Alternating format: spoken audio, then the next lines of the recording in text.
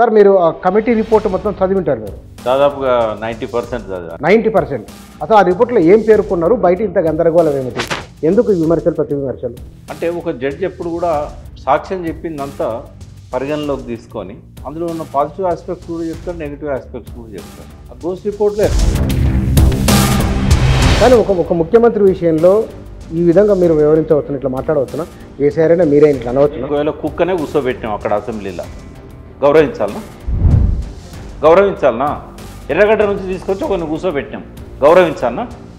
ఏమున్నదా ఆయన దగ్గర చెప్పండి? ఉందాతనం ఉన్నదా? వాక్శుద్ధి ఆయన రాజ్భవన్లో ఇప్పుడు నేను మాట్లాడొస్తాను మీరు అడుగుతున్నారు. రాజ్భవన్లో ప్రమాణ స్వీకరణలు ఏం చెప్పిండండి? రాగ ద్వేషాలకు అతీతంగా నేను పరిపాలన చేస్తా.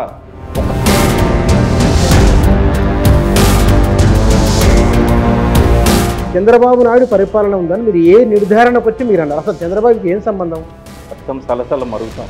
ఎందుకంటే నేను నా కుటుంబం గురించి ఆలోచించలే, నా బిడ్డ గురించి ఆలోచించలే, నా మనోరాళ్ళ గురించి ఆలోచించలే, నా ఇంటి గురించి ఆలోచించలే, పదవిలో ఉన్నా లేకపోయినా తెలంగాణ ప్రజల గురించి ఆలోచించిన, తెలంగాణ నీళ్ళ గురించి ఆలోచించిన, తెలంగాణ ప్రజలు పడుతున్న కష్టాల గురించి ఆలోచించిన.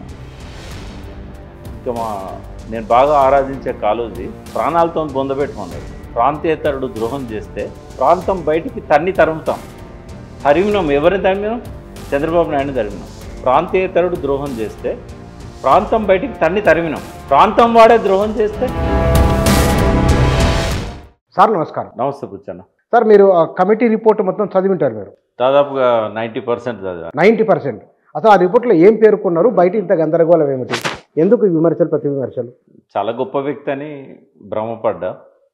పీసీ ఘోష్ అనే వ్యక్తి మొదటి లోక్పాల్ భారతదేశానికి, తర్వాత సుప్రీంకోర్టు జడ్జిగా ఉన్నప్పుడు బాబ్రీ మసీద్ లాంటి, శశికళ, జయలలిత బినామీ ఆ కేసులన్నీ పరిష్కరించిన వ్యక్తి. ఒక పెద్ద హెరిటేజ్ ఉంది ఆయనకి. ఎందుకంటే వాళ్ళ 5వ తాత పైకి 5వ ముత్తాత బ్రిటిష్ ఇండియాలో మొట్టమొదటి జడ్జి. సో ఇంత బ్యాక్గ్రౌండ్ ఉన్న వ్యక్తి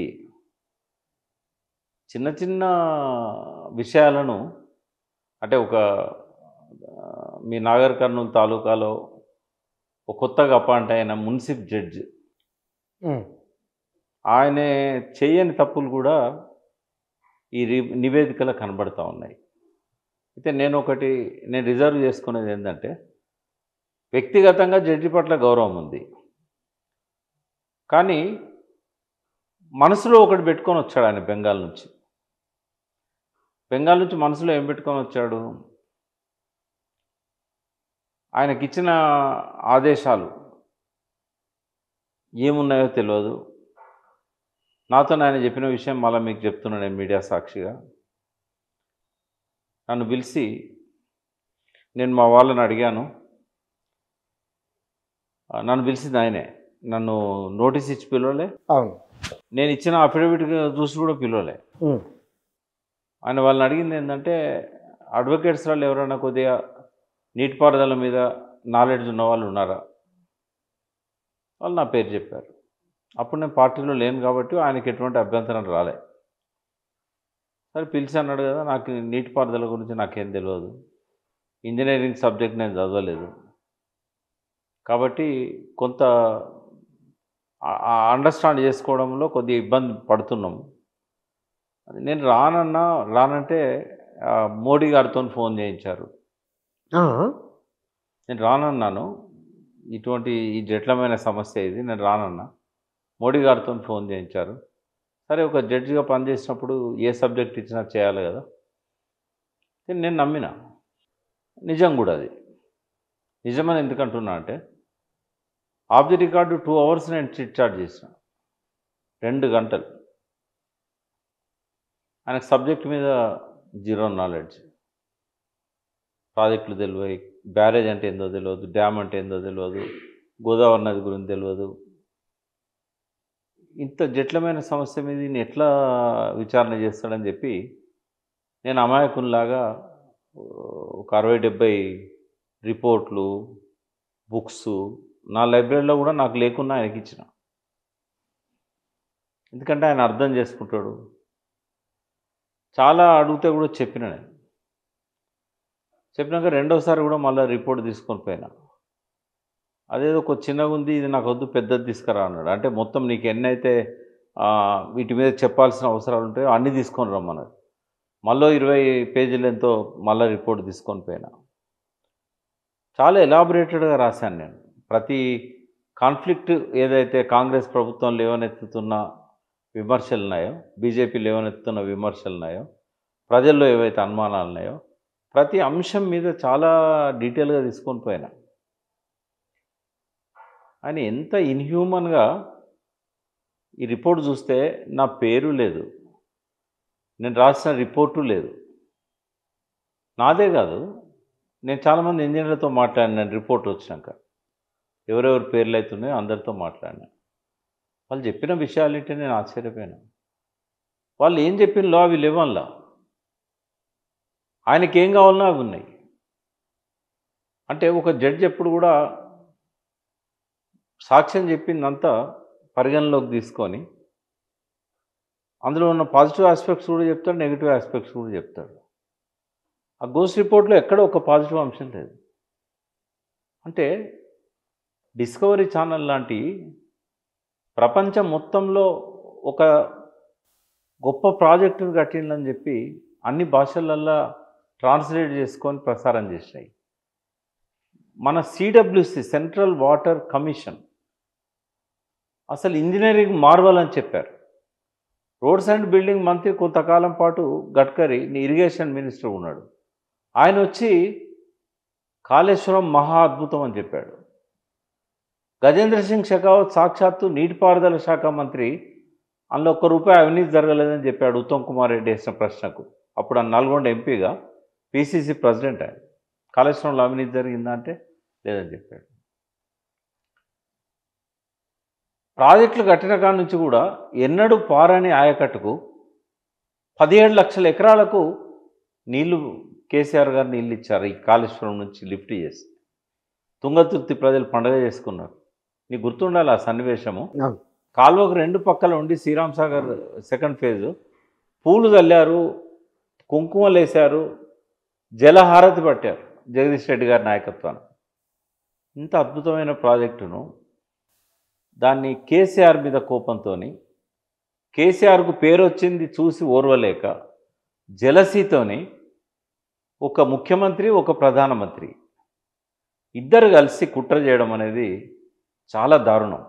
ఇందులో నేను కొన్ని విషయాల్లో నరేంద్ర మోడీ గారిని అభిమానిస్తాను. ఇవాళ అమెరికాతోనే ఆయన ఏదైతే భారతదేశ ఫార్మర్స్ కోసం వైరం పెంచుకుంటాడో నేను మోడీని సమర్థిస్తాను. కానీ అధికారం కాపాడుకోవడానికి పక్క రాష్ట్ర ముఖ్యమంత్రి చేతిలో మోడీ కీలుబొమ్మ అయిపోయాడు. నిన్న గోస్ట్ రిపోర్ట్ చూసినాక ఇక్కడ పరిపాలిస్తున్నది పరోక్షంగా చంద్రబాబు నాయుడు అనే నిర్ధారణకు 1000% వచ్చిన నేను. 99 కాదు, 999% కూడా కాదు. తీవ్రమైన ఆరోపణ మీరు పెట్టండి, తమ్మునేలు పెట్టండి. ఇక్కడ పరిపాలిస్తున్నది చంద్రబాబు నాయుడు. రెండవది, తెలంగాణ అస్తిత్వం అనేది మరొక్కసారి ప్రమాదంలో పడ్డది. బ్రిటిష్ వాళ్ళు ఈ దేశాన్ని వదిలిపెట్టిపోయేటప్పుడు రాజకీయ స్వాతంత్రం ఇచ్చారు కానీ ఆర్థిక స్వాతంత్రం ఇవ్వలేదు. ఇవ్వకుండా పరోక్షంగా లండన్ పోయి దోచుకున్నారు. ఇవాళ తెలంగాణకు స్వాతంత్రం వచ్చిన తర్వాత, నేనైతే తెలంగాణ స్వాతంత్ర దినం జూన్ 2 అనే అంట. స్వాతంత్రం వచ్చిన తర్వాత 10 రోజులు కూడా దాన్ని సంతోషంగా ఉండనీయకుండా తెలివి తక్కువ తెలంగాణ ప్రజలు ఎవరైతే కాంగ్రెస్ కోట్లు వేసిందో వాళ్ళనే అంటున్నాను. పొయ్యి మీద ఉన్నదాన్ని, పెనం మీద ఉన్నదాన్ని, అంతకుముందు ఏదైతే సమైక్య రాష్ట్రంలో 57 ఏళ్ళు పెనం మీద మాడిపోయిన దాన్ని నేరుగా పొయ్యిలో పడేశారు.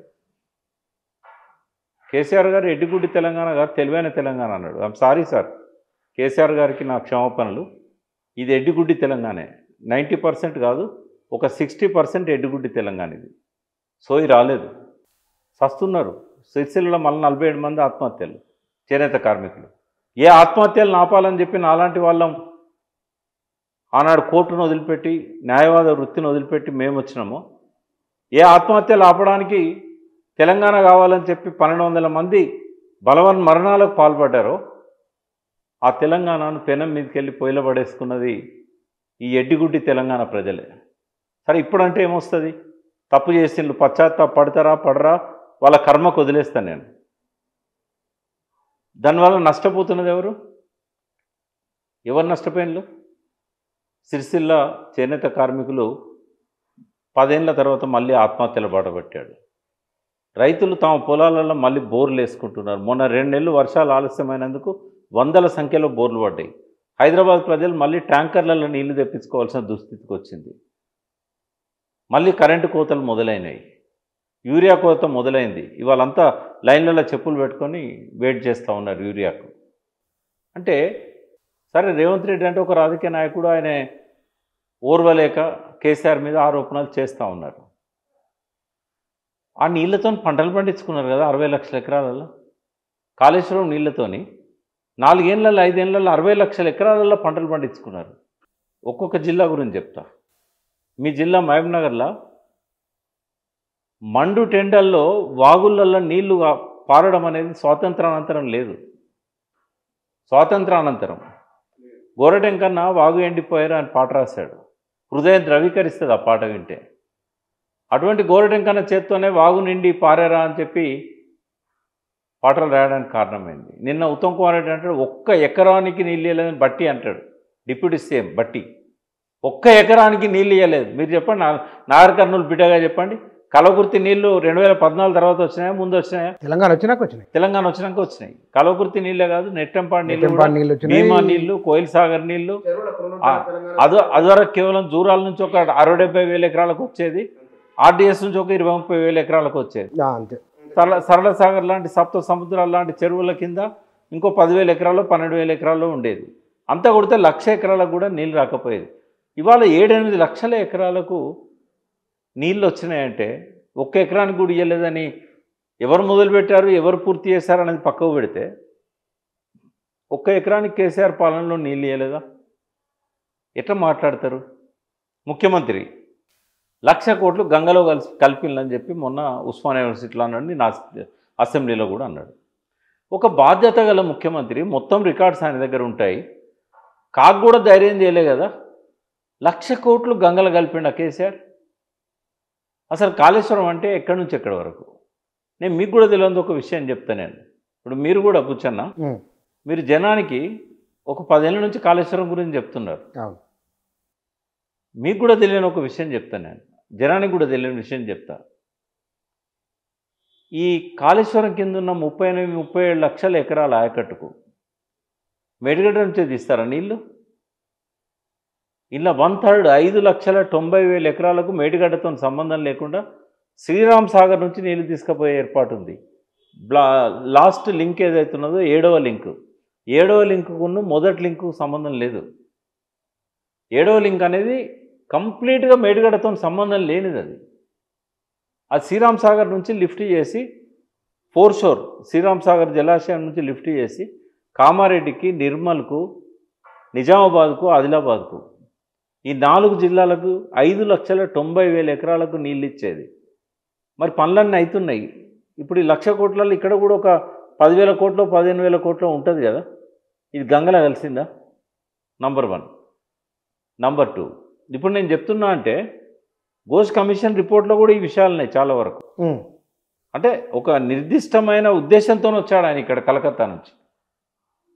ఆయనకు పరోక్షంగా ఆయనకు చెప్పింది ఏంటంటే, జీవోలనేమో ఇర్రెగ్యులారిటీసు, తర్వాత లాక్యునాసు, ఇట్లాంటివన్నీ కన్స్ట్రక్షన్ డిఫెక్ట్స్, ఇట్లాంటివన్నీ చెప్పారు. ఆయన అర్థం చేసుకున్నది ఏంటంటే, కేసీఆర్ గారు చేసిన ఇర్రెగ్యులారిటీసు అంటే ముందు డిసైడ్ అయ్యి వచ్చిండు ఇక్కడికి. ముందు ఆయన డిసైడ్ అయ్యి వచ్చిండు. ఏమని డిసైడ్ అయ్యిండు? ఆయనకు తెలియదు కదా పాపం. ఆయన తెలంగాణలో పుట్టలేదు, సౌత్ ఇండియా కూడా కాదు, ఈయన నీళ్ళ కోసం తెలియదు, ఆత్మహత్య సంగతి తెలియదు, ఇక్కడ జరిగిన బూడక ఎన్కౌంటర్లలో 20,000 మంది చచ్చిపోయింది తెలియదు, ఇక్కడ ఉపాధి లేక బొంబాయికి బొగ్గుబాయికి వలసపోయింది తెలియదు. వచ్చిండు. ఏమని వచ్చిండు? ఇర్రెగ్యులారిటీస్ జరిగినాయట కేసీఆర్ పాలనలో. ఆయన మైండ్లో ఒకటే పెట్టుకున్నాడు, ఎక్కడ ఏ ఇర్రెగ్యులారిటీస్ జరిగినా కూడా కేసీఆర్కి ఆపాదించే విధంగా రిపోర్ట్ రాశాడు. అంటే డైరెక్ట్గా కేసీఆర్కి ఆపాదించే విధంగా రాశాడు. ఆయన కూడా కాళేశ్వరం అంటే ఏందో అర్థం చేసుకోవాలి. నేను ఎప్పుడు చెప్తా కదా, ఒక ఏనుగు 4 గుడ్డి వాళ్ళని. ఘోష్ కమిటీ రిపోర్ట్ చదివినాక కూడా అట్లే అనిపించింది నాకు. ఇంకా చాలా ఉన్నాయి నేను చెప్పాల్సిన అంశాలు. ముందుగా శ్రీరామ్ సాగర్ నుంచి 5,90,000 ఎకరాలకు మేడిగడ్డతో సంబంధం లేదు. నిన్న మొన్న ఎల్లంపల్లి నుంచి Gayatri pump house, Nandimedaram pump హౌజ్ల ద్వారా మిడ్మా నేరుకు, తర్వాత రంగనాయక సాగర్కు నీళ్లు పంపిల్లు ఇప్పుడు కూడా పంపుతున్నారు. మేడిగడ్డతో సంబంధం లేదు. మేడిగడ్డ దగ్గర 1,00,000 కోట్లు నాశనమైనాయి అన్నాడు కదా, లిఫ్ట్ చేస్తాను కదా, బాహుబలి పంపులు పనిచేస్తున్నాయి కదా, 139 మెగావాట్ల పంపులు పనిచేస్తున్నాయి కదా, నీళ్ళు నింపుతున్నది అబద్ధమా? ఎల్లంపల్లి నుంచి పంపులు తిప్పడం అబద్ధమా? గాయత్రి నందిమేడారం పంప్ హౌజ్లలో ఇప్పుడు వరద వస్తుంది. ఇప్పుడు ఏ పంపులు ఆన్ చేయాల్సిన అవసరం లేకుండా నేరుగా మిడ్మానేర్లో పడుతున్నాయి. మిడ్మానేర్ నుంచి పంపులు తిప్పుతున్నారు. అవి కాళేశ్వరం కాదా? నిన్న మొన్న మూసీకి ఈ 2 హిమాయత్ సాగర్, గండిపేట రిజర్వాయర్లకు నీళ్ళు నింపుతా అన్నాడు. దేని ద్వారా? కొండపోచమ్మ సాగరు, మల్లన్న సాగర్ ద్వారా. కాళేశ్వరం నీళ్ళు అవి కాళేశ్వరం కాదా? దానికి ఏమన్నా మేడిగడ్డతో సంబంధం ఉందా? 1,00,000 కోట్లు ఎట్లా గంగలు కలిసినవి చెప్పాలి రేవంత్ రెడ్డి. ఒకవేళ ఆయన ముఖ్యమంత్రి అయితే, ఆయన హుందాతనం ఉన్నది అని అనుకుంటే, ఆయన ఖచ్చితంగా 1,00,000 కోట్లు ఎట్లా నష్టపోయినావో. నేను హరీష్ రావు గారికి, కేటీఆర్ గారికి కూడా మీ ద్వారా చెప్తున్నా, అబద్ధాలు చెప్తున్నందుకు అసెంబ్లీలో ఆ కౌల్ అండ్ షెక్దర్ రాసిన అసెంబ్లీ ప్రొసీడింగ్స్ సంబంధించినవి దేశమంతా ఇవాళ వాడతారు, దాన్ని ఉపయోగించుకుంటారు. నేను ఎప్పుడు ఎమ్మెల్యే కాలే, ఎమ్మెల్సీ కాలే, ఆ దరిద్రపు హౌజ్లో నేను అడుగు కూడా పెట్టా. మీ ముందు చెప్తున్నా, నేను అంత మాట చెప్తున్నా, నేను మీ ముందు చెప్తున్నా. ఆ దరిద్రపు హౌజ్లో నేను అడుగు కూడా పెట్టా. ఎందుకంటే దాని పవిత్రత పోయింది. దాని పవిత్రత ఎప్పుడో గంగలో కలిసింది. అసెంబ్లీలాగా లేదు, హుందాతనం లేదు, కౌల్ అండ్ షెక్దర్ రాసినట్టుగా నడతలేదు. ఆడ మంచి వాళ్ళు ఉండే పరిస్థితి లేదు. ఉన్నా కూడా తలలు వంచుకొని వాకౌట్ చేసి బయటకు వచ్చిన పరిస్థితి నిన్న. ఎన్నోసార్లు గౌరవప్రదమైన వ్యక్తులు అక్కడ ఉండే పరిస్థితి లేకనే ఎన్నోసార్లు మార్షల్స్తో బయట ఎంచుకునే పరిస్థితి వస్తున్నది. ఎన్నోసార్లు ఆడ మాట్లాడడానికి మైక్ ఇవ్వని పరిస్థితి వస్తున్నది. బుచ్చన్న ఒక్క మనిషి మాట్లాడుతూ ఉంటే 33 సార్లు అడ్డం తగులుతారా? అది కూడా మంత్రులు. ఒక్కడు కాగజ్నగర్ ఎమ్మెల్యే 32 సార్లు అడ్డం తగిలింది. సాక్షాత్తు ముఖ్యమంత్రి, సభా వ్యవహారాలు నడపాల్సిన మంత్రి, ఘనత వహించిన సీనియర్ మంత్రులు. నిన్న ఏమర్థమైంది తెలంగాణ ప్రజలకి? సరే, ఇదంతా ఒక ఎత్తు. 1,00,000 కోట్లు రుజువు చేసేదాకా అసెంబ్లీలో రేవంత్ రెడ్డిని మాట్లాడనియద్దు. అది అక్బరుద్దీన్ కావచ్చు, బీజేపీ ఎమ్మెల్యేలు కావచ్చు, బీఆర్ఎస్ ఎమ్మెల్యేలు కావచ్చు. నువ్వు నిరూపించు హౌజ్లో 1,00,000 కోట్లు ఎట్లా దుర్వినియోగం అయినాయి. గంధమల్ల రిజర్వాయర్కు నువ్వు ఎందుకు శంకుస్థాపన చేసినావు? 1,00,000 కోట్లు పోతే నేను అడుగుతున్నా, ఈ రోజు వరకు 1,00,000 కోట్లు అయినాయి కాళేశ్వరం మీద. ఇంకోటి, కాగ్ నివేదిక కొన్ని ఆరోపణలు చేసింది. వాళ్ళంతా చేస్తే ఏంటంటే మేడిగడ్డ మీద కొద్ది ఎక్సెస్ ఖర్చు పెట్టిండ్రు. ఇవన్నీ వాళ్ళు చెప్పిన అన్ని కలిపితే 1,700-1,800 కోట్లు కూడా లేదు. 100 కోట్లు 1,700 కోట్లు కూడా లేదు పేమెంట్, ఎక్సెస్ పేమెంట్. అది దాని వాళ్ళు ఏవైతే అది అభ్యంతరాలు. దానికి ఇక్కడ రాష్ట్ర ప్రభుత్వం సమాధానం ఇచ్చింది. ఈ సమాధానం ఇచ్చింది ఫిబ్రవరి 2024. ఆ సమాధానం మీద తాటికాయంత అక్షరాలతోని పేరు, ఆ బొమ్మ రేవంత్ రెడ్డిది ఉన్నది. అప్పుడు ముఖ్యమంత్రి రేవంత్ రెడ్డి. అందులోనే సమాధానం ఉన్నది. దుర్వినియోగమైనది కాదు ఇది, ఈ పరిస్థితుల వల్ల పెంచాల్సి వచ్చింది ఎస్టిమేట్స్ అని. అంటే తన ముఖంతో ఉన్న కాగు నివేదికకు సమాధానం. నేను ఈ 2 వాల్యూమ్స్ తీసుకుపోయి, ప్రింటెడ్ వాల్యూమ్స్ నా దగ్గర ఒకే ఒక్క సెట్ ఉంటే, ఈ ఘోష్ గారు ఏమైనా ఉద్ధరిస్తారేమో అని ఆయనకి ఇచ్చి వచ్చిన. నేను అలా స్పష్టంగా చెప్పినా. నేను ఏమని చెప్పినా అంటే, మేమేం చెప్పాల్సిన అవసరం లేదండి కాళేశ్వరం గురించి. ఇప్పుడు మీరు ఎన్నైతే విమర్శలు ఉన్నాయో, మీ దగ్గరకు వచ్చి ఎంతమంది అయితే ఆరోపణలు చేస్తారో, వీటన్నిటికీ సమాధానం రేవంత్ రెడ్డి ప్రభుత్వమే ఇచ్చింది. ఇందులో ఉన్నాయి, మీరు చదువుకోండి అని చెప్పాను. ఆయన ఉద్దేశపూర్వకంగానే అందులో ఉన్న విషయాలు ఏవి కూడా ఆయన నివేదికలో రాయలేదు. బాధ అనిపిస్తుంది ఒక రిటైర్డ్ జడ్జికి ఉద్దేశాలు ఆపాదించాలంటే.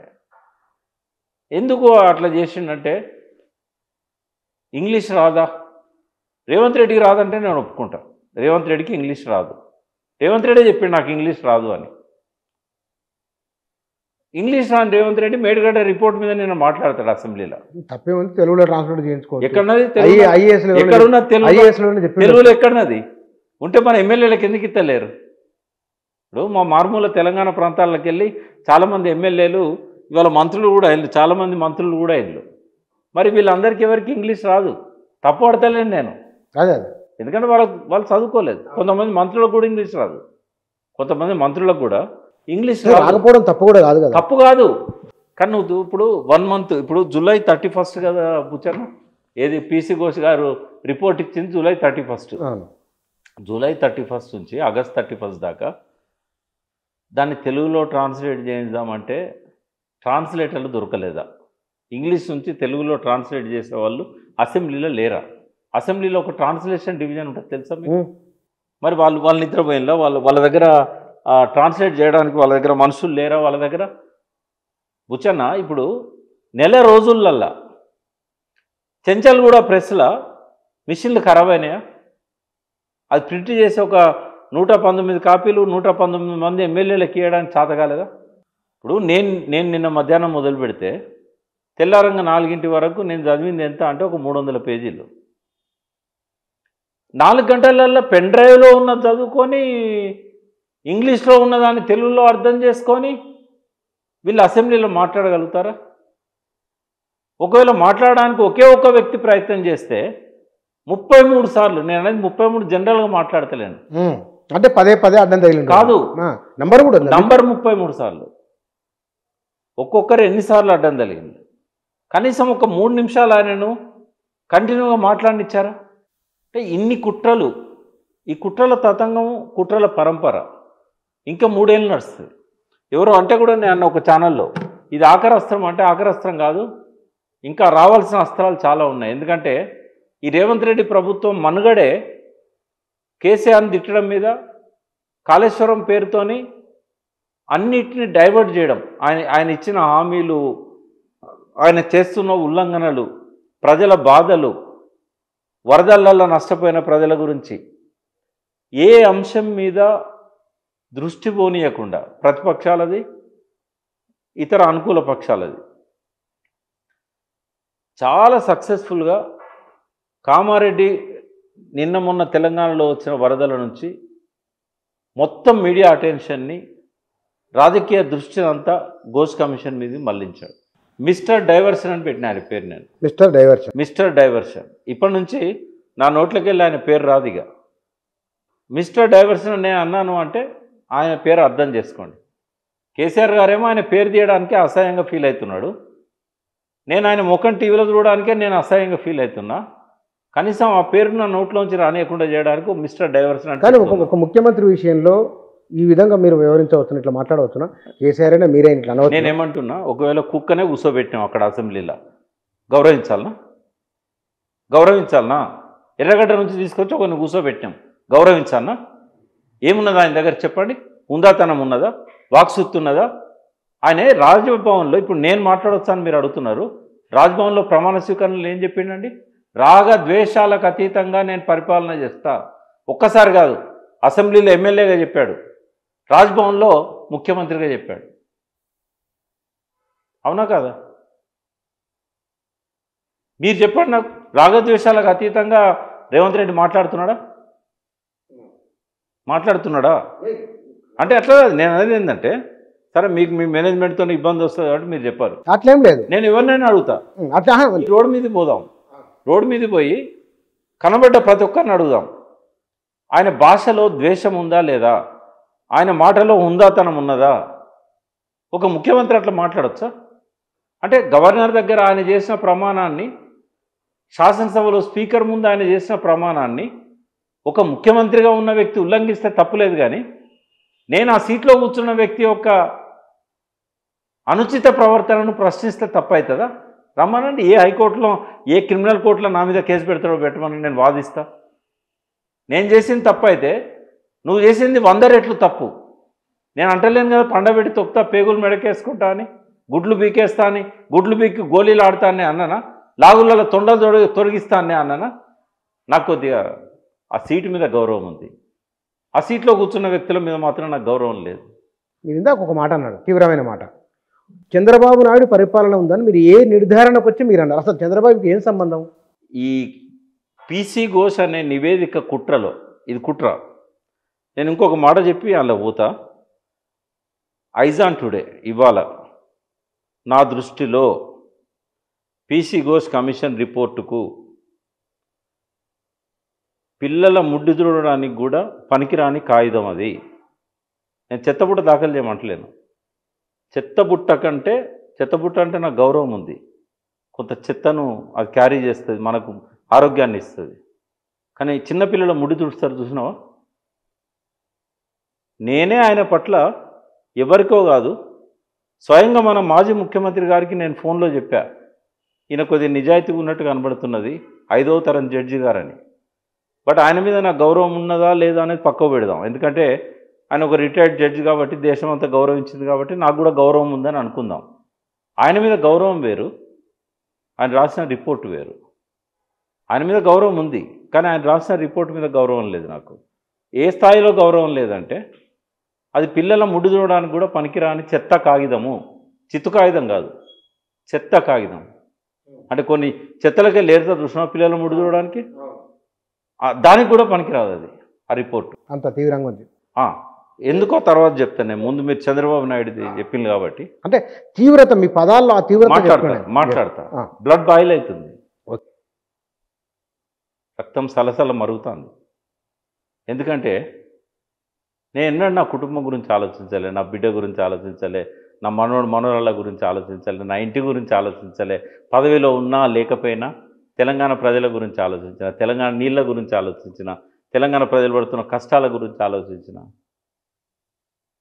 పదవి అడుకోదలుచుకుంటే రేవంత్ రెడ్డి నాకు స్నేహితుడు, కుటుంబ రిలేషన్స్ ఉన్నాయి, నేను పోయి అడుకోకపోదునా? ఏది ఆలోచించినా ప్రజల కోణం. ఇంకా నేను బాగా ఆరాధించే కాళోజీ ప్రాణాలతో బొందబెట్టమన్నాడు. ప్రాంతేతరుడు ద్రోహం చేస్తే ప్రాంతం బయటికి తరుముతాం. తరిమినాం. ఎవరిని తరిమినాం? చంద్రబాబు నాయుడిని తరిమినాం. ప్రాంతేతరుడు ద్రోహం చేస్తే ప్రాంతం బయటికి తరిమినాం. ప్రాంతం వాడే ద్రోహం చేస్తే ప్రాణంతోనే పాతర పెట్టు అన్నాడు. నేనేం పాత్ర పెడతలేను, ప్రాణాలు తీస్తలేను, కానీ బట్టలు ఇప్పాల్సిన పరిస్థితి వచ్చింది. నిన్న అసెంబ్లీలో ఆయనే తన నిజస్వరూపాన్ని బయట పెట్టుకున్నాడు.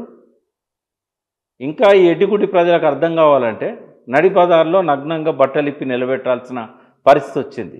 చంద్రబాబు నాయుడు, నేను ఇప్పుడు మళ్ళీ ఒక స్టేట్మెంట్ మీ దగ్గర నేను ఇవ్వాలనుకుంటున్నా. కూర్చొన్న కేసీఆర్ గారు జలదృశ్యంలో ఏప్రిల్ 27వ తేదీన అప్పటికి ఇప్పటికీ ఎప్పటికీ కాంగ్రెసే #1 విలన్ అని చెప్పాడు. సరే, దాన్ని నేను రిజర్వ్ చేసుకుంటున్నా, ఎందుకంటే ఇప్పుడు మళ్ళీ కాంగ్రెసే విలన్గా తన స్వరూపాన్ని చూపెట్టుకుంటుంది. కానీ చంద్రబాబు నాయుడు ఈ తెలంగాణకు శాశ్వత శత్రువు. ఆయన బొందిలో ఆఖరి శ్వాస ఉండేదాకా కూడా తెలంగాణ ప్రజలకు ఆయన శత్రువు. తెలంగాణకు వ్యతిరేకంగా మాట్లాడతాడు. తెలంగాణ బాగుపడడం ఆయనకి ఇష్టం ఉండదు. తెలంగాణ నోళ్ళు కొట్టి ఆంధ్ర వాళ్ళ కడుపు నింపాలనుకుంటాడు. తెలంగాణ జలదోపిడీ చేసి వాళ్ళ ప్రాజెక్టులకు నీళ్ళు తీసుకుపోవాలనుకుంటాడు. 30,000 మంది ఆత్మహత్యలు చేసుకున్నారు. జయతి ఘోష్ కమిషన్ రిపోర్ట్ ఇచ్చింది. చారెడు నీళ్ళు ఇవ్వడానికి ధైర్యం రానోడు, కృష్ణా గోదావరి జలాలను మలుపుకొని పోయిన వ్యక్తి, ఇక్కడ నిధులను మాయం చేసిన వ్యక్తి, నీళ్లను మాయం చేసిన వ్యక్తి, ఇక్కడ ఉద్యోగాలను కొల్లగొట్టిన వ్యక్తి. సరే, తరిమినాం కదా, ఇక రాడనుకున్నాం. కానీ బ్రిటిష్ వాళ్ళు కదా లండన్కి వెళ్ళిపోయాక తన సామ్రాజ్యవాద దోపిడీని, ఆర్థిక దోపిడీని ఇక్కడ పాలకులను ఏజెంట్లుగా పెట్టుకొని ఎట్లయితే చెలాయిస్తున్నారో ఇప్పుడు అదే జరుగుతూ ఉంది. 7-8 మందిని నేను చెప్పా. చాట్ జీపీటీ కానీ పర్ప్లెక్సిటీ అని ఒక యాప్ ఉంది. అందులో మీరు ఏం చేయండి అంటే, how many Andhra people became the advisers of Revanth Reddy government are held highest positions in Telangana government. Perplexity లేదా చాట్ జీపీటీ వాళ్ళ పేర్లతో సహా వస్తాయి. ఎంతమంది ఆంధ్ర అధికారులను రేవంత్ రెడ్డి తీసుకొచ్చి అడ్వైజర్స్గా పెట్టుకున్నాడు. నేను ఇంకోటి చెప్తా, సాక్ష్యాధారాలు చూపెట్టాలి కదా మీకు. ఆదిత్యనాథ్ దాస్ అన్నాడు. ఈ దాసులు గోసులు కలిసి తెలంగాణను నాశనం చేస్తున్నారు. ఈ ఆదిత్యనాథ్ దాస్ బీహారో బెంగాలో నాకు తెలియదు, బెంగాల్ మాత్రం మాట్లాడతాడు.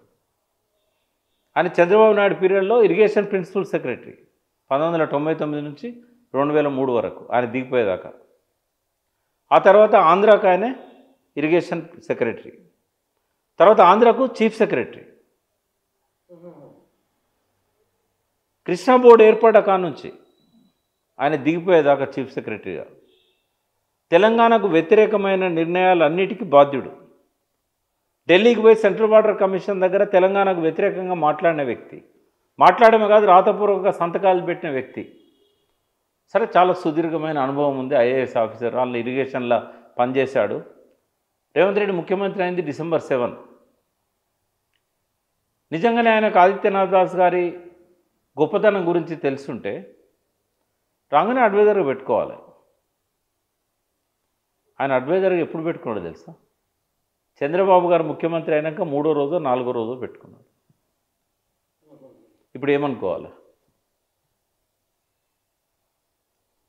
ఐ విట్నెస్ లేనప్పుడు కోర్టులో సర్కమ్స్టాన్షియల్ ఎవిడెన్స్ని తీసుకుంటారు. మరి ఆయన ముఖ్యమంత్రి అయినాక ఈయన ఎట్లా వచ్చిండు మన దగ్గరికి అడ్వైజర్గా? లేట్గా ఆయన ప్రతిభను లేట్గా గుర్తించుండే. ఎవరు గుర్తించింది? ఈ గవర్నమెంట్. ఎందుకు? రేవంత్ రెడ్డి తెలుసు కదా ఆయన గురించి. తెలంగాణ అంతా కోడై కూసింది కదా. ఈయన మనకు వ్యతిరేకంగా నిర్ణయాలు తీసుకున్నాడు. ఇదే జలసౌదలో ఆంధ్ర తరఫున వచ్చి తెలంగాణ ప్రయోజనాలకు వ్యతిరేకంగా మాట్లాడండి చెప్పి తెలియదా రేవంత్ రెడ్డికి? సరే, రేవంత్ రెడ్డి తెలిసినా తెలియకపోయినా ఇలా తెలంగాణ ప్రజలకు అర్థం కావాలి. చంద్రబాబు కృష్ణా గోదావరి జలాలను యథేచ్ఛగా దోచుకోవడానికి ఆదిత్యనాథ్ దాస్ అనే ఒక సలహాదారును పెట్టి రేవంత్ రెడ్డికి ప్రాజెక్ట్ అంటే ఏందో తెలియదు, బ్యారేజ్ అంటే ఏందో తెలియదు, నదులు ఎక్కడనేవో తెలియదు, వాగులు ఎక్కడనేవో తెలియదు, క్యూసెక్ అంటే తెలియదు, టీఎంసీ అంటే తెలియదు. మన దరిద్రం ముఖ్యమంత్రి అయ్యాడు, పర్వాలేదు. ముఖ్యమంత్రి అయ్యే నాటికి ఏం తెలియకున్నా పర్లేదు. 1.5 year దాటింది, 22 నెలలు అయింది, 20 నెలలు దాటింది. 2 ఏళ్ళు కావాల్సిన దగ్గర దగ్గర. ఏం నేర్చుకున్నాడు? 20 నెలల తర్వాత దేవాదులు ఎక్కన్నది, దేవాదులు ఎక్కన్నదని అడుగుతాడా 20 నెలల తర్వాత? ఇలా సెంట్రల్ తెలంగాణకి ఏకైక దిక్కు దేవాదుల ప్రాజెక్టు. మనం ఓటేసి గెలిపించుకున్న ముఖ్యమంత్రికి మన ప్రాజెక్టు గురించి తెలియకపోతే మనకు నీళ్ళు ఎక్కడి నుంచి ఇస్తాడు, మనకి ఏం న్యాయం జరుగుద్దని అనుకుంటారా అనుకోరా ప్రజలు? తెలంగాణలో అదొక గొప్ప ప్రాజెక్ట్, అది పూర్తిగాని ప్రాజెక్టు. నువ్వు 1.5 year తర్వాత దేవాదులు ఎక్కడదంటే, ఇంకొక మంత్రి నిన్న మాట్లాడుతూ, నా మిత్రుడు, దగ్గర మిత్రుడు, సరే ఆయన కృష్ణా బేసిన్లో కాబట్టి ఆయన గోదావరి గురించి తెలియకపోవచ్చు, ఆయన నేనేం తప్పట్టు, ఎందుకంటే ఆయన కృష్ణా బేసిన్ వ్యక్తి కాబట్టి. మేడిగడ్డ బ్యారేజ్, తుమ్మిడట్టి 2 ప్రాణహిత మీదనే ఉన్నాయి కదా అన్నాడు. రెండవది, తుమ్మిడేటి దగ్గర నీళ్ళు రాంది, మేడిగడ్డ దగ్గరికి ఎక్కడి నుంచి వస్తాయి ఎక్కువ?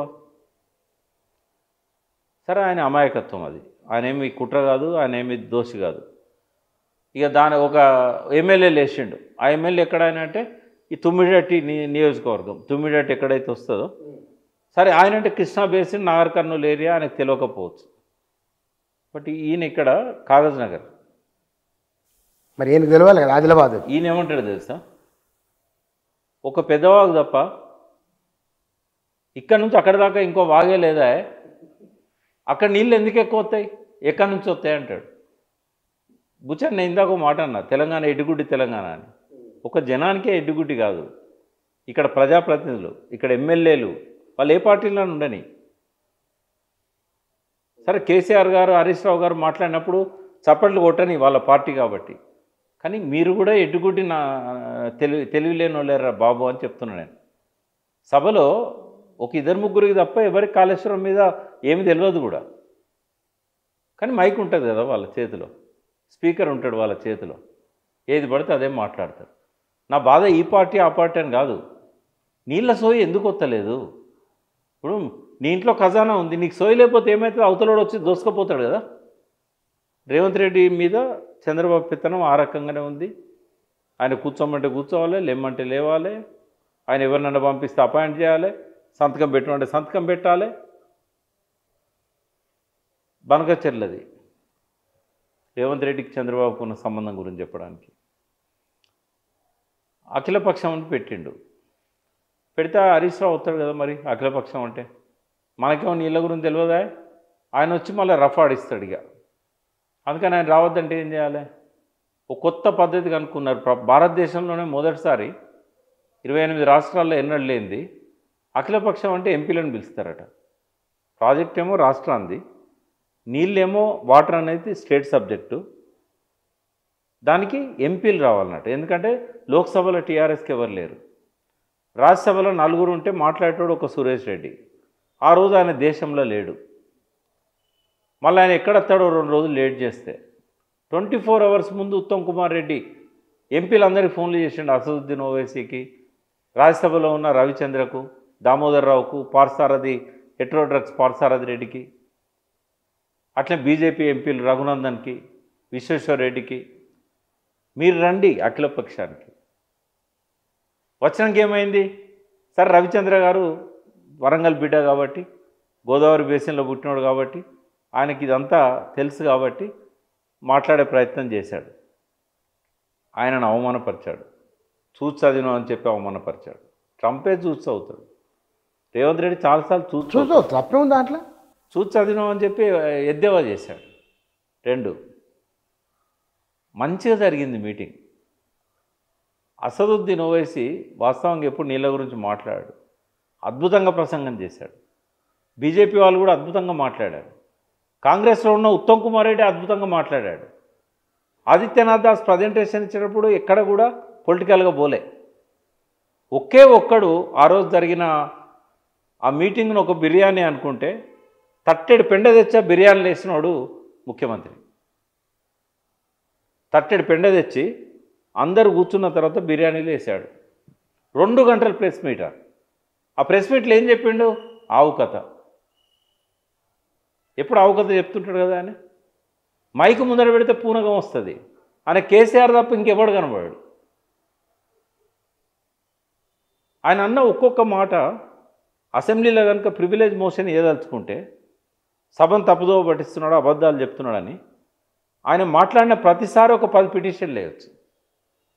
వాస్తవంగా చెప్పాలంటే ఆయన మాట్లాడిన వాటిలల్లో నిజాల కంటే అబద్ధాలు ఎక్కువ.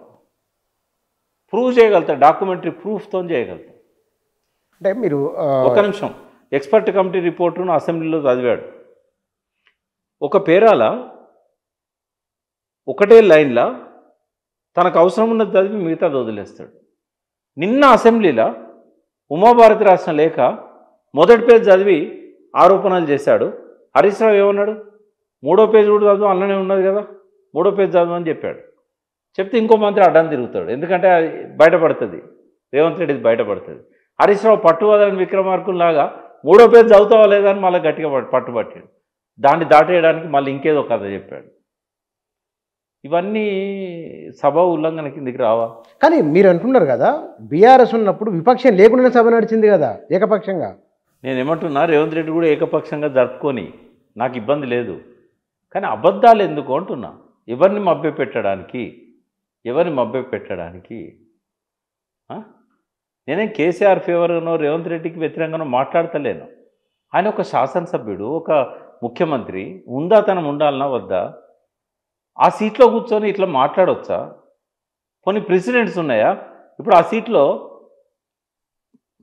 నువ్వు రాజకీయాల్లో పుట్టకముందే చచ్చిపోయిన నీ పార్టీ అధినేత ఉండే, ఆయన టీడీపీ రాజకీయాల్లోకి రాకముందే చనిపోయాడు పెద్ద మనిషి ఎన్టీ రామారావు. ఆ సీట్లో కూర్చున్నాడు.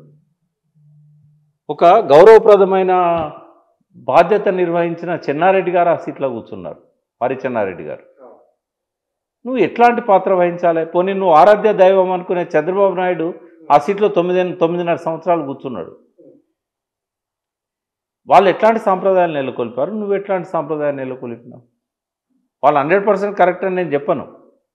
కానీ ఇంత దిగజారుడుగా, అసభ్యంగా, అన్పార్లమెంటరీగా రికార్డ్స్లో ఉన్నాయో తీసేశారో, పేగులు మెడకేసుకుంటూ అక్కడ తొక్కుతా పండబెట్టి, ఇవన్నీ రికార్డులు ఉన్నాయో లేవో నాకు తెలియదు.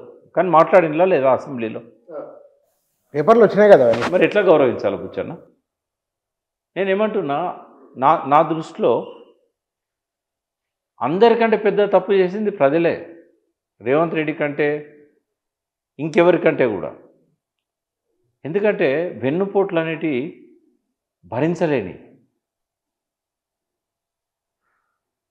60 లక్షల ఎకరాల పంటలు పండించుకొని రోజు పోస్ట్ ఆఫీస్ నుంచి పెన్షన్లు తీసుకుంటూ వాళ్ళు ఎవరికి వెన్నుపోటు పొడిచారు? కేసీఆర్కి వెన్నుపోటు పొడిచిన ప్రజలని మీ ఉద్దేశమా? ఉద్దేశంగా చెప్తున్నా నేను అదే. పెన్షన్లు, రైతు బంధులు, రైతు బీమాలు, మీ ఆత్మహత్యలు ఆపినందుకు మీరు వెన్నుపోటు పొడుస్తారా? మీకు తిండి తినడానికి, ఇంత దున్నుకోవడానికి అన్ని రకాల పనిముట్ల మీద సబ్సిడీలు ఇచ్చి, రైతు బంధు ఇచ్చి, పెట్టుబడి ఇచ్చి, మీ గురించి చచ్చిపోతే ఒక 5 లక్షల రూపాయలు ఇచ్చడానికి ఏర్పాటు చేసి ఇన్ని చేస్తే వెన్నుపోటు పొడుస్తారా? ఏ కారణంతో వెన్నుపోటు పొడిచిండ్రు? 5,000 రూపాయలకు ఒక ఓటు అమ్ముకున్నారా? మీ కళ్ళ ముందు కనబడలేదా డెవలప్మెంట్? పచ్చదనం కనబడలేదా? గ్రామాలల్లో 90% అవార్డ్స్, నేషనల్ అవార్డ్స్ పంచాయతీరాజ్ శాఖకు తెలంగాణకు వచ్చినాయి, వైకుంఠ ధామాలు వచ్చినాయి. అంటే ఇవన్నీ వచ్చినాయి కానీ ప్రజలకు ఏమనుకుంటున్నారో మరి బీఆర్ఎస్ వినలేదు, చెప్తే తెలుసుకోలేదని కూడా ఒక అభిప్రాయం ఉన్నది. కేసీఆర్ చేయాలని ఎవ్వరూ అనట్లేదు, 10 ఏళ్లలో తెలంగాణ ఎవరు ఊహించినంత అభివృద్ధి చెందినమాట వాస్తవమే. నేను ఇట్లా మాట్లాడకపోతే ఇప్పుడు ఏమనుకుంటారో తెలుసా? 2 సార్లు టీఆర్ఎస్కి వేసినాం, ఓసారి కాంగ్రెస్కి వేసినాం, ఓసారి బీజేపీకి వేద్దాం అనుకుంటాం. అంటే ఏమన్నా బుద్ధి ఉండి ఆలోచిస్తున్నారా ఇట్లా ఆలోచించేవాళ్ళు? అంటే ఎవరికి వేద్దామనే సోయి లేకపోతే నీ ఓటుకు విలువైందా? అరే మందు పోతే తాగుతివి, మాంసం పెడితే తింటివి, డబ్బులు తీసుకొని అమ్ముడు పోతావు. సరే నీ మాట వినలేదని కోపం ఉండొచ్చు నీ ఎమ్మెల్యే మీద, కానీ గవర్నమెంటే తారుమారు చేశారు కదా. ఇప్పుడు వాళ్ళు చేసిన తప్పులు చెప్పకపోతే రేపు ఇంకో తప్పు చేస్తారు, దీనివల్ల నష్టం వాళ్ళకేం ఉండకపోవచ్చు. అదే ముందు కానీ మళ్ళీ పాలమూరు వలసలు మళ్ళీ మొదలవుతాయి, అయినాయి కూడా ఇప్పటికీ. మళ్ళీ దుబాయ్, బొంబాయి, బొగ్గుబాయి కథలు అవుతాయి. మొన్న సూరత్ పోతే మన శాలోళ్ళు అంటాం తెలంగాణలో, వాళ్ళతో కూర్చున్నా నేను, ఒక 40-50 మంది వచ్చిండ్రు. ఎవరు చెప్పుకోవాలి వాళ్ళ బాధలు? ఇట్లా ఉండాలన్నా వాళ్ళు అక్కడ? వాళ్ళ పిల్లలు ఎటు కాకుండా అయిపోతున్నారు. అక్కడ లోకల్ కాదు వాళ్ళు, ఇక్కడ లోకల్ కాదు. అక్కడ వాళ్ళకు రిజర్వేషన్ రాదు, బీసీ రిజర్వేషన్, ఇక్కడికి వస్తే కూడా మీరు ఇక్కడ వాళ్ళు కాదని చెప్తారు. ఎక్కడ పోవాలి వాళ్ళు? ఇట్లా ఒక పద్మశాలీలు ఒక సూరతులనే ఉన్నారా? 50,000 మంది ఉన్నారు ఆడ. భీవండి, సోలాపూరు, బొంబాయి, ఎక్కడెక్కడికో పోయింది కదా నేత వృత్తులు నమ్ముకొని. ఇక్కడే పంటలు పండితే రైతుల దగ్గర డబ్బులు ఉంటే వాళ్ళు చీరలో దోతులో కొనుక్కుంటారు కదా. వాళ్ళు దుబాయ్లో బొంబాయి లాంటిది దూర ప్రాంతాలకు పోవాల్సిన అవసరం వాళ్ళకి ఎందుకు వస్తుంది? అంటే వాళ్ళ మంచి కోసమే చెప్తున్నాను నేను. మళ్ళీ మీరు ఇటువంటి పొరపాటు చేయొద్దని చెప్తున్నా. పీసీ ఘోష్ గారి గురించి కూడా కొంత మాట్లాడతాము. అంటే మీరు పీసీ ఘోష్ గారి గురించి ఇప్పుడు చంద్రబాబు నాయుడుది కేవలం అపాయింట్మెంట్ల వరకే ఆగలేదు, బనకచెర్ల చెప్తున్నాను నేను. మేడిగడ్డ నుంచి నీళ్లు పోతే లాభం ఎవరికి? మేడిగడ్డ దగ్గర నీళ్ళు ఆగితే లాభం ఎవరికి? మేడిగడ్డ దగ్గర నీళ్ళు ఆగితే తెలంగాణకు లాభం, మేడిగడ్డ దగ్గర నీళ్లు పోతే డెల్టాకు లాభం. డెల్టాలో 2 పంటలకు కూడా ప్రాణహిత నీళ్లు కావాలి. అదే ఒకే ఒక్క కారణంతోనే 1951 నుంచి 2017 దాకా ఒక్కటంటే ఒక్క బ్యారేజ్ కట్టలేదు దాని మీద. తెలంగాణ ఉద్యమం వచ్చినాక ఎల్లంపల్లి దగ్గర కట్టాడు రాజశేఖర రెడ్డి. ఎల్లంపల్లి దగ్గర ఎందుకు కట్టాడంటే ప్రాణహిత అక్కడ లేదు కదా, ఎట్లా నీళ్ళు రావు, కిందికి వెళ్ళిపోతాయి. ప్రాణహిత రాజశేఖర రెడ్డి జలయజ్ఞం అంత ఏంటంటే వీళ్ళు నీళ్ళ కోసం కొట్లాడతాం లేదా, నీళ్ళు ఇచ్చినట్టు కనబడాలి, నీళ్ళు ఇవ్వకూడదు. అందుకే ధనయజ్ఞం అన్నాం మనం. ఎల్లంపల్లి దగ్గర నీళ్ళే రావు కదా, ఎప్పుడో ఒకసారి క్లౌడ్ బర్స్ట్ అయితే తప్ప నీళ్ళు రావు. ఎక్కడి నుంచి రావాలి? ఆ కడెం ప్రాజెక్ట్ నుంచి కొన్ని నీళ్ళు వస్తాయి. అందుకే ఆయన ఏం చేసిండంటే ఒక్క బ్యారేజ్ కూడా కట్టకుండా చంద్రబాబు నాయుడు కానీ, రాజశేఖర రెడ్డి కానీ, మొదటి ముఖ్యమంత్రి నీలం సంజీవ్ రెడ్డి కానీ ఒక్క బ్యారేజ్ అంటే ఒక్క బ్యారేజ్ లేదు. ప్రపంచంలో మీరు ఏ నది మీదనైనా పోండి, 500 కిలోమీటర్లకు పైగా చిన్న ఒక్క చెక్ డ్యామ్ కానీ, బ్యారేజ్ కానీ, అడ్డుకట్ట కానీ లేని నది ప్రపంచంలోనే లేదు. నేను 35 దేశాలు తిరిగాను, నేను చాలా నదులు చూశాను. నేను బ్యారేజ్ ఒక్కటి కూడా ఎందుకు లేదు అనంటే ఇక్కడ పడ్డ చినుకు చినుకు వరదై మారి ఆ వరద చెరువులను తెంపి బాగులలో పడి గోదావరిలో పడి గలగల గోదావరి తరలిపోతుండాలి డెల్టాకు రాజమండ్రిలో బంగారు పంటలు పండియడానికి. సరే మొదటిసారి కట్టాడు. చంద్రబాబు నాయుడు ఉన్నప్పుడు దేవాదుల ప్రాజెక్టు కట్టాడు, కానీ బ్యారేజ్ వద్దన్నాడు. ఆ లాజిక్ ఏందో, పారే నది నుంచి ఎత్తుకోండి, బొంద ఉన్నది ఆడ, బొందల నుంచి ఎత్తుకోండి అంటాడు. మొన్న కూడా గుడ్ గవర్నెన్స్ పద్మనాభ రెడ్డి గారు తుమ్మిడేటి దగ్గర కూడా బొందున్నది, బొందల నుంచి ఎత్తిపోసుకోవాలన్నట. అంటే మా అడ్డగుట్టలు, మీ బంజారా హిల్స్లు, మీకేమో పెద్ద గొప్ప ప్రాజెక్టులు, మాకేమో బొందల గడ్డ మాది. ఈయన డెల్టా రైతులు 5 ఏళ్ళు మొదటి పంట ఖరీఫ్ పంటకేమో నాట్లకు నీళ్ళు లేక ఇబ్బంది పడ్డారు. ఎందుకంటే ఇక్కడ కేట్లు పడ్డాయి మేడిగడ్డకు. వాళ్ళకు జూలై దాకా వరదలు వచ్చేదాకా నీళ్ళు లేవు. రెండో పంటకు నవంబర్ నుంచి మార్చి వరకు అసలే నీళ్లు పోలే. ఆ శబరి నుంచి వచ్చే కొన్ని నీళ్ళు తప్ప. ఎందుకంటే ఇంద్రావతి నీళ్ళు పోదామంటే ఇంద్రావతికి అడ్డంగా ఇంద్రావతి నదిలో కలిసిన తర్వాత కొద్దిగా దిగువకు రాగానే దేవాదుల దగ్గర సమ్మక్క బ్యారేజ్ వచ్చింది. సమ్మక్క బ్యారేజ్ పైన సీతారామ ప్రాజెక్ట్ వచ్చింది. ఇక వాళ్ళకు ఊపిరి ఆడతలేదు.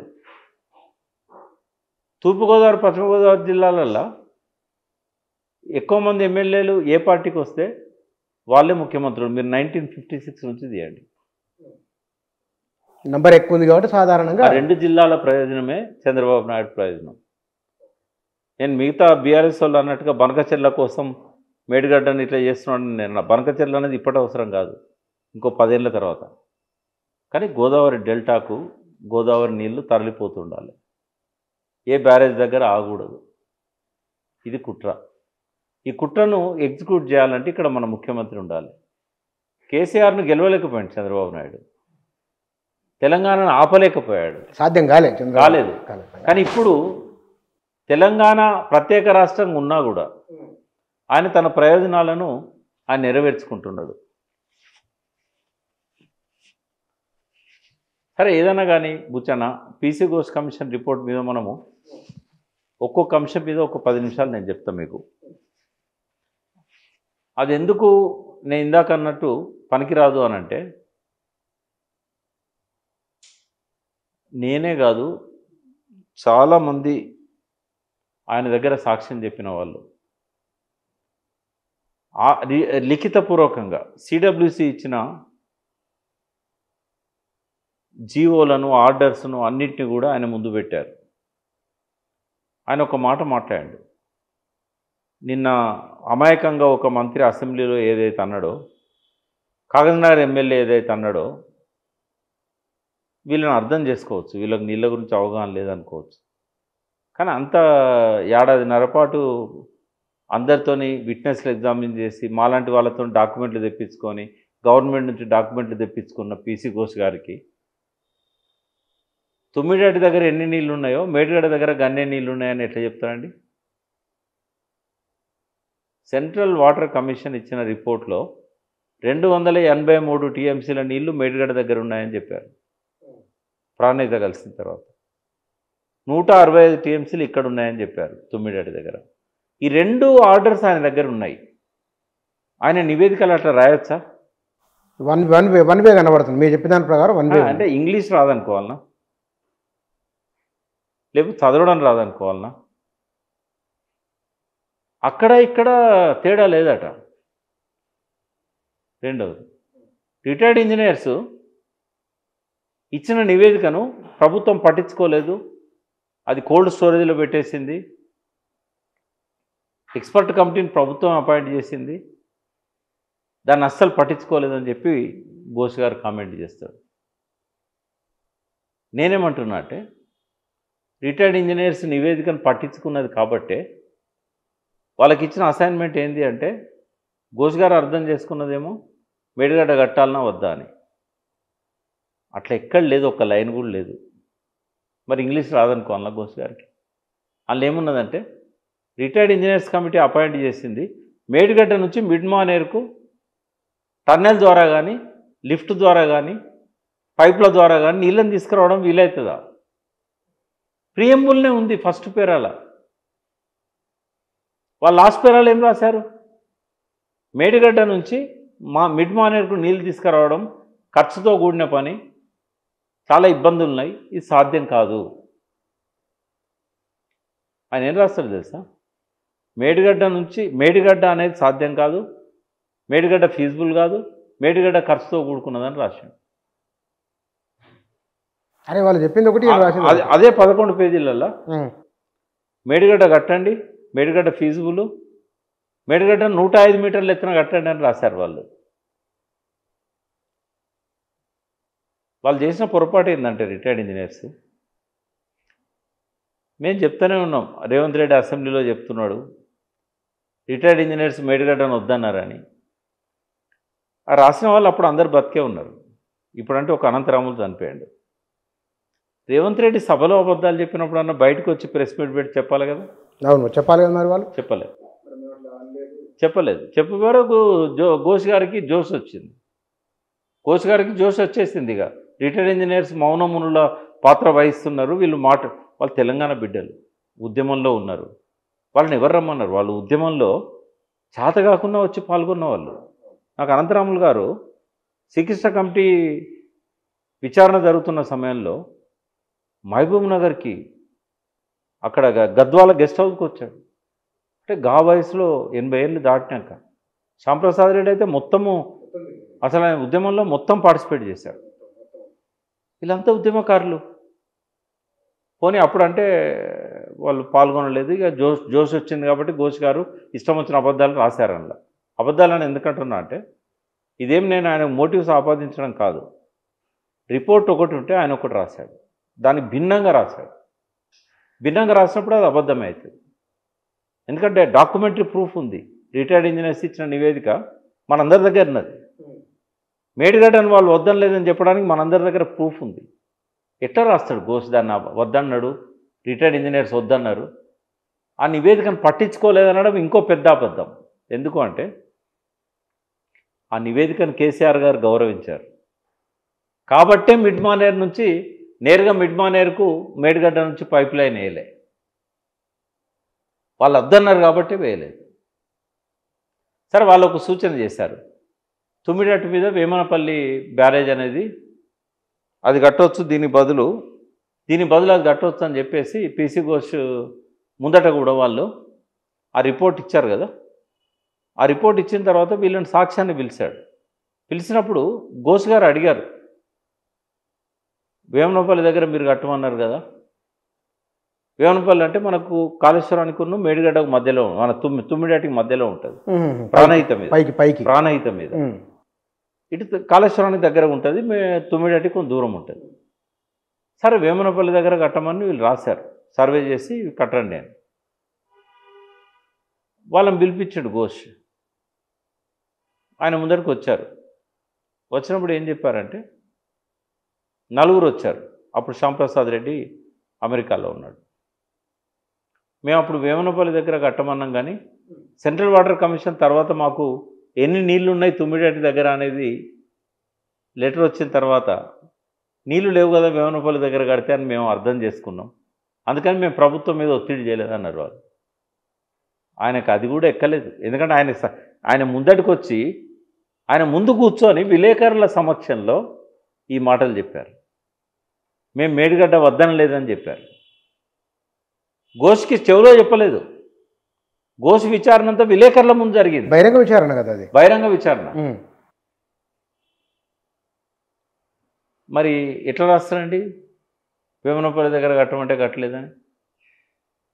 హరీష్ రావు గారు దాన్ని ఘోష్ గారికి లెటర్ రాసి తెప్పించుకున్నాడు, ఇంజనీర్లు ఏం చెప్పిండు రిటైర్డ్ ఇంజనీర్స్ అని. ఎన్ని చెప్పాలి పుచ్చండి ఇట్లా? మీకు నేను మాటిస్తున్నా, నాన్ స్టాప్గా 6 గంటలు చెప్తా ఘోష్ గారు చేసిన తప్పుల గురించి. 6 గంటలు చెప్తా. ఫస్ట్ ఏంటంటే, ఫస్ట్ ఆయనకు అపాయింట్మెంట్ లెటరే తప్పు. ఆ జ్యుడిషియరీ కమిషన్ కాదు, only enquiry commission, sitting judge కాదు ఆయన. రెండవది, దోషులు ఎవరనేది నిర్ధారించే బాధ్యత ఎంక్వైరీ కమిషన్కు ఉండదు. ఎంక్వైరీ కమిషన్ ఏం చేస్తుందంటే, ఆ సివిల్ నేచర్, సివిల్ కోర్టులో శిక్షలు ఎత్తారా? ఆ కమిషన్ సివిల్ నేచర్. గూగుల్లో మళ్ళీ ఒకసారి కొట్టు, గూగుల్ అమ్మ చెప్తుంది. Under the 1952 enquiry commission act, the enquiry civil nature or criminal nature అని ఒక క్వశ్చన్ మార్క్ పెట్టు. సింగిల్ వర్డ్ సివిల్ నేచర్ అని వస్తుంది. సివిల్ నేచర్లో దోషాన్ని నిర్ధారిస్తారా? ఈ భూమి ఎవరిది, ఈ డాక్యుమెంట్ ఏంది, ఇదంతా పెడతారు. ఎట్లా ఆయన కేసీఆర్ మీద చర్య తీసుకోమని రాస్తారండి? మాజీ సీఎం మీద చర్య తీసుకోమని ఎట్లా రాస్తాడు? నీకేం బాధ్యత ఉన్నది? ఇప్పుడు ఎవడో తప్పు చేసిండు మున్సిపల్ మేజిస్ట్రేట్ అంటే అర్థం చేసుకోవచ్చు. తలబండిన supreme court retired judge 1952 enquiry commission act చదవలేదా? పోనీ సుప్రీంకోర్టు అనేక రూలింగ్స్ ఇచ్చింది దాని మీద.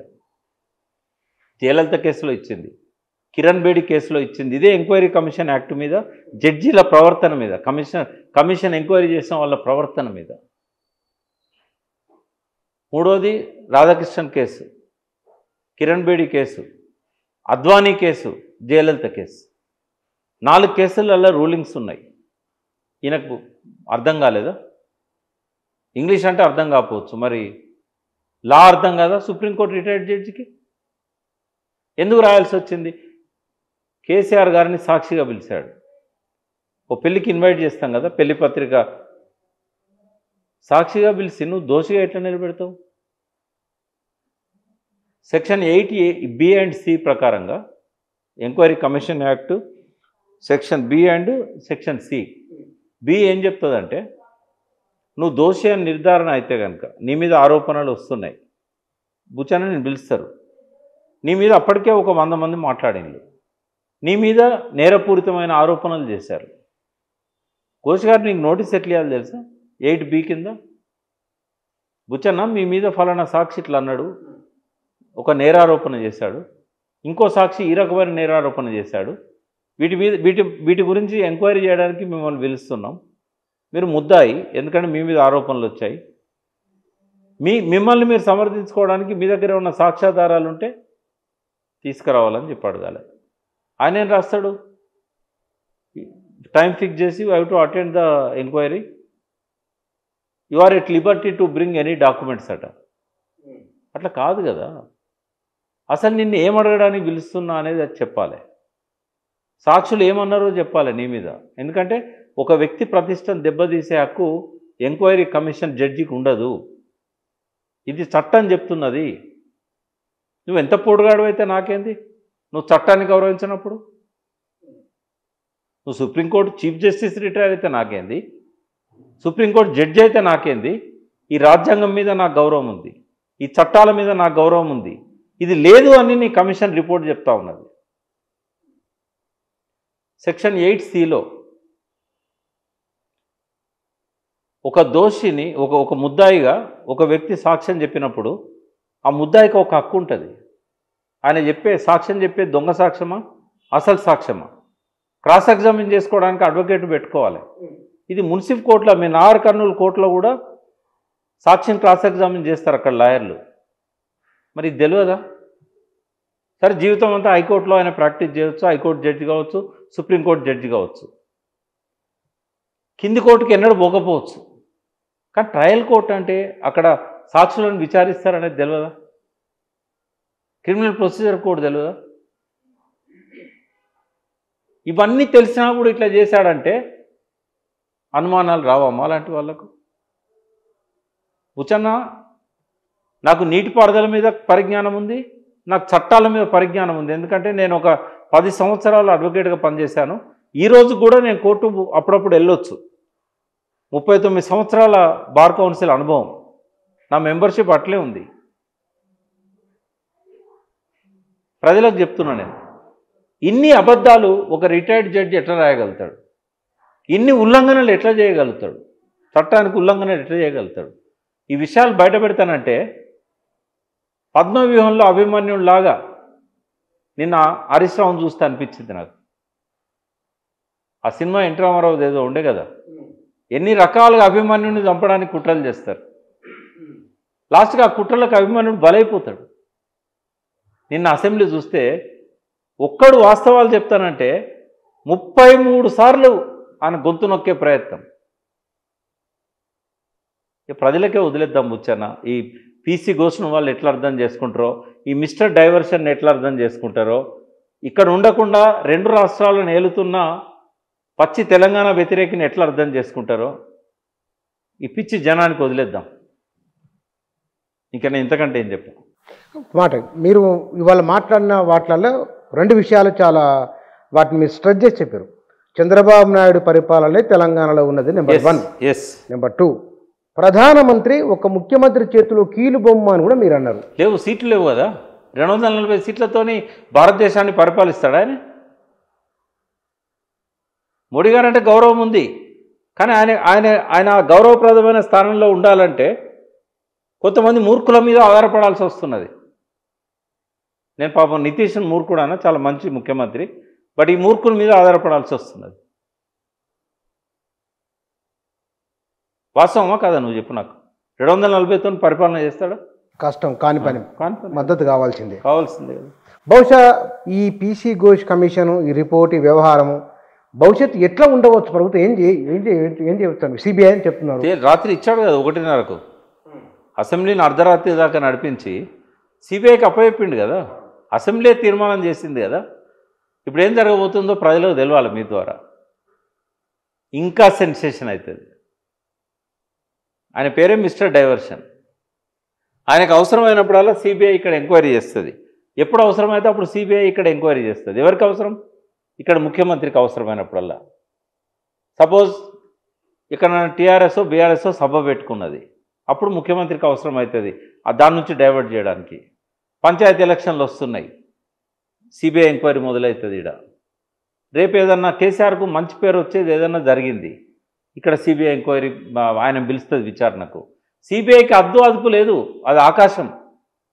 ఆ బుచ్చన్నం పిలవచ్చు, ప్రకాశం పిలవచ్చు, మీ కెమెరామెన్ కూడా పిలవచ్చు, ఎవరైనా పిలవచ్చు. ఫలానాడు మీరు మీ కెమెరాను షూట్ చేసిండ్రు, అక్కడ ఒక ప్రకాష్ అనే వ్యక్తి ఇట్లా మాట్లాడిండు, బుచ్చన్న అనే వ్యక్తి ఇట్లా ప్రశ్నలు అడిగిండు, వాళ్ళకి ఏముంటుందా? అదుపు ఉంటుందా? ఇట్లా కాలయాపన చేసి ఏం చేస్తారు తెలుసా? దీన్ని నెక్స్ట్ ఎలక్షన్ల దాకా నడుపుతారు. ఇదే కాళేశ్వరం, ఇదే డబ్బులు తిన్నాడు, ఇదే తిన్నాడు, అది తిన్నాడు, ఇది తిన్నాడు. బుచ్చన్న ఏమన్నా 1,00,000 కోట్లు తిన్నారు అంటాడు కదా. మేడిగడ్డలో ఒక 2 పియర్స్ కుంగినాయి. సరే, ఆ బ్లాక్లో 11 మళ్ళీ మార్చాలి. ఎంత ఖర్చు అయింది తెలుసా? 250 కోట్లు అయింది. ఇప్పుడు ఈయన కమిషన్ల పేరు మీద, ఎంక్వైరీల పేరు మీద ఎన్డీఎస్ఏకు తలగబెట్టినాయి, విచారణ సంఘాలకు తలగబెట్టినాయి, పరిశోధనలకు తలగబెట్టినాయి, అంతకంటే ఎక్కువ ఉన్నది. అదేమో 250 కోట్లు మేమే కట్టుకుంటాము, మేమే నీకు బ్యారేజ్ కట్టిస్తామని చెప్తున్నారు. ఇబ్బంది ఏం లేదు, మరి ఇబ్బంది ఏం లేదు, కానీ దీన్ని నడిపించాలి కదా. ఇది కాళేశ్వరం అనే దాన్ని ఆరిని కుంపటిలాగా, రావణ కాష్టంలాగా చేయాలి. అందుకని దీన్ని, నాకు రావణుడు అంటే చాలా గౌరవం బుచ్చన్న, సారీ, చాలా గౌరవం రావణుడు అంటే. ఎందుకంటే సీతను అన్ని రోజులు పెట్టుకొని కూడా కనీసము దగ్గర కూడా పోలేదు, ఆమె శ్వాస వాసన కూడా చూడలేదు ఆమె. చాలా గౌరవం రావణుడు అంటే. పెద్ద డెడికేటెడ్, ఆయన శివునికి ప్రియమైన భక్తుడు. ఆయన పేరును కూడా తీసుకురావడం బాగుండదు ఇటువంటి రొంపిలోకి. బట్ చాలా సరే, ఇక చెప్తుంటూ పోతుంటే దానికి ఎండ్ అనేది లేదు. కానీ ప్రజల విచక్షణకు వదిలేద్దాం. మీరు ప్రజల మీద కొంత, మీరు అన్నారు ఎడ్డిగుడ్డి ప్రజలు తెలంగాణలో ఉన్నారు అని, 60% ఉన్నారని మీరు అంటున్నారు. కానీ ఇదే ప్రజలు 2 సార్లు టీఆర్ఎస్ని గెలిపించారు. ఇదే ప్రజలు వెన్నుపోటు పొడిచారని చెప్తున్నా నేను. ఎడ్డిగుడ్డి ప్రజలు అంటే వాళ్ళకి ఏం కోపం రాదు. వెన్నుపోటు పొడిచారు. మీకు అన్నం పెట్టినోడిని వెన్నుపోటు పొడిచారు, మీకు పెన్షన్ ఇచ్చినోడిని వెన్నుపోటు పొడిచారు, 200 ఇచ్చినోడిని గెలిపించారు. మళ్ళా 200 ఇచ్చినోడు 2,000 ఇచ్చినోడి కంటే ఎక్కువైపోయాడు నీకు. 57 ఏళ్ళు మనల్ని సర్వనాశనం చేసిన వాళ్ళను మళ్ళీ తీసుకొచ్చి కూర్చోబెట్టారు. కాంగ్రెస్ తెలంగాణకు తన 140 ఏళ్ళ చరిత్రలో చేసిన ఒకే ఒక్క మంచి పని సోనియా గాంధీ తెలంగాణ కోసం పట్టుబట్టడం. ఇక వాళ్ళు ఏది చేయలేదు. 99 తప్పులు చేశారు, ఆ ఒక్క మంచి పని చేశారు. కానీ మా ప్రజలు ఏందో ప్రయోగాలు చేస్తారు. తెలంగాణ ప్రజలు ప్రయోగాలకు మారిపోయారు. తుపాకీ ద్వారా రాజ్యాధికారం అంటారు, రైలుకి అడ్డం పోయి తెచ్చుకోవాలనుకుంటారు తెలంగాణకు, కరెంట్ తీగలను పట్టుకోవాలనుకుంటారు, పార్లమెంటు ముందట చెట్టు ఉరి తీసుకుంటారు. అన్ని ప్రయోగాలే. ఆత్మహత్యలు చేసుకుంటే అప్పులు పోతాయి అనుకుంటారు. పబ్లిక్ ఈ రిపోర్ట్ గురించి పట్టించుకుంటున్నారా, ఆలోచన చేస్తున్నారా? వాళ్ళకి జలసోయి లేదు కదా, నీళ్ళ సోయి లేదు కదా. వాళ్ళకి ఎంతవరకు కేసీఆర్ చేయగలిగిందంటే మన తెలంగాణ అని దోసుకొని పోతున్నారని నమ్మించగలిగాడు. దానికి మన అందేశ్రీ కావచ్చు, బోరటెంకన్న కావచ్చు, ఇట్లాంటి కౌలు రసమయ్య కావచ్చు, మిఠపల్లి సురేందర్ కావచ్చు, వరంగల్ సీన్ కావచ్చు, కళాకారులు ఎంతోమంది పేరు ఇప్పుడు ఆ పేరు చదువుకుంటూ పోతే గట్టపడుతుంది. వీళ్ళందరూ కలిసి తెలంగాణ సోయి కల్పించారు. కానీ ఇప్పుడు నీళ్ళ సోయి రావాలి వాళ్ళకు. ఆ నీళ్ళ సోయి వచ్చినాక మిస్టర్ డైవర్షన్ ఏమి చేయలేడు, ఎంట్రీగా కూడా పీకలేడు. ఆ నీళ్ళ సోయి రావాలి వాళ్ళకు. ఇప్పుడు నీళ్ళ సోయి ఉంది కాబట్టి నేను వీళ్ళ మాటలు నమ్మ, దొంగ మాటల్ని, పీసీ ఘోష్ రిపోర్టును చీల్చి చెండాడుతున్నా. నీళ్ళ సోయి లేకపోతే నేను కూడా ఏమనుకోవాలి, అసెంబ్లీలో ఎమ్మెల్యే లాగానే అనుకోవాలి. అన్నిటికీ అవేర్నెస్సే ఇంపార్టెంట్. నీ దగ్గర తెలివితేటలు ఉన్నా కూడా అవేర్నెస్ లేకపోతే నిన్నెవరు మోసం అందరు మోసం చేస్తారు. అవేర్నెస్ ఉంటే ఎవరు మోసం చేయలేరు. అవేర్నెస్సే కావాలి నీకు. నేను తెలివితేటలు ఉండి అవేర్నెస్ లేని వాళ్ళని ఎందుకంటున్నా అంటే, మేధావులు ఉన్నారు ఇక్కడ, ఈ గడ్డ మీద పుట్టిన మేధావులు కొందరు ఉన్నారు. వాళ్ళు ప్రజల కోసం ప్రాణమైన ఇస్తారు కానీ వాళ్ళు ఈగోలను వదులుకోరు. వాళ్ళు సూర్యుని చూపెడితే ఏళ్ళను చూస్తారు. వాళ్ళు గద్దెగిరిందంటే ఎద్దెగిరిందంటారు. అంటే వీళ్ళకి ఇంగ్లీష్ వచ్చు, ప్రొఫెసర్లు, వీళ్ళు ప్రజల కోసం ప్రాణాలు ఇచ్చేటోళ్ళు, ఈ గడ్డ విముక్తి కోసం రాత్రింబవళ్ళు కష్టపడ్డ వాళ్ళు. కానీ ఈగోస్ వదులుకోరు. కేసీఆర్ వాళ్ళకి ఏం చేయలేదు కదా. ఏమో sir, thank you sir, thank you very much.